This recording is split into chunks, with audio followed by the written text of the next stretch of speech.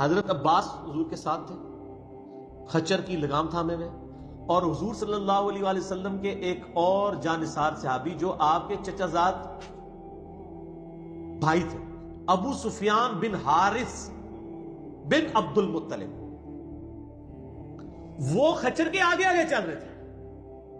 یعنی بنو ہاشم کی قربانیاں تو ہیں نا سر. حضور کے رشتہ داروں نے حضور کو کبھی چھوڑا نہیں اکیلا.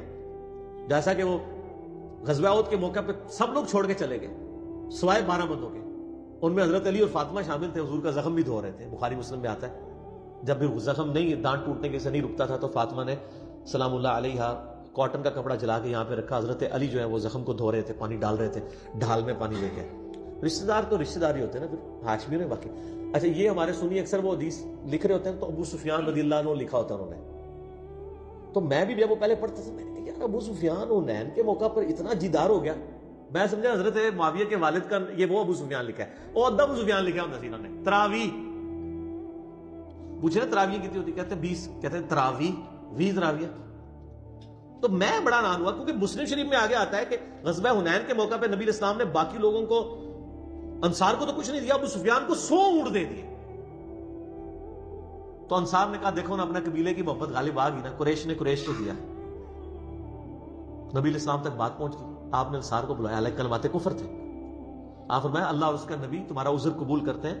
کیا تم خوش نہیں کہ یہ دنیا کا مال لے جائیں اور تم اللہ کے نبی کو لے جاؤ؟ حضور کو پتا تھا کون مال والے ہیں اور کون سے نبی والے ہیں. بانٹ دیا ان کو مال تالیف قلب کے لیے. ایمان قبول کیا لیکن تاکہ ایمان ان کے دل میں ٹھوک جائے. طلقات ہے نا یہ فتح مکہ پہ مسلمان ہونے والے. تو میں سوچ رہا تھا ابو سفیان تو طلقات ہے، یہاں لکھا ہے کہ ابو سفیان آگے آگے خچر کے چل رہا تھا. وہ میں آج دی سے تو پڑھی نا پوری، تو اسی ابو سفیان بن حارث بن عبد المطلب. اے ابو سفیان اور ہے سر، جس محمد دا لوکی کلمہ پڑھ دے وہ محمد اور جو کھڑی شریف والے جو بزرگوں نے، وہ میاں محمد بخش صاحب جو ہے نا، وہ جب وہ ربائیاں لکھتے ہیں نا تو اس میں انہوں نے اپنا کلمی نام رکھا ہوا ہے محمد. ٹھیک ہے نا.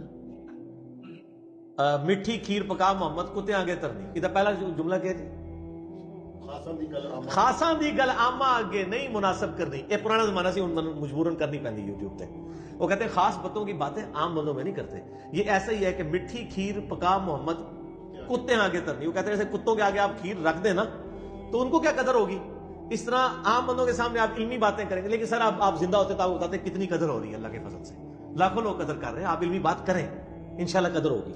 تو میٹھی کھیر پکا محمد، وہ جب محمد یہاں ہمارے وہ مسجدوں میں جب شعر پڑھے جاتے تھے لوگ انگوٹھے چوم رہے ہوتے تھے، صلی اللہ علیہ وسلم کہہ رہے ہوتے تھے. وہ محمد میاں محمد بخش صاحب کا نام تھا، اس لیے پھر انہوں نے ایک شعر بھی کہہ دیا. انہوں نے اپنی جان چھڑا لی. انہوں نے کہا جس محمد لوگ کی کلمہ پڑھ دے او محمد اور میں محمد. تو سر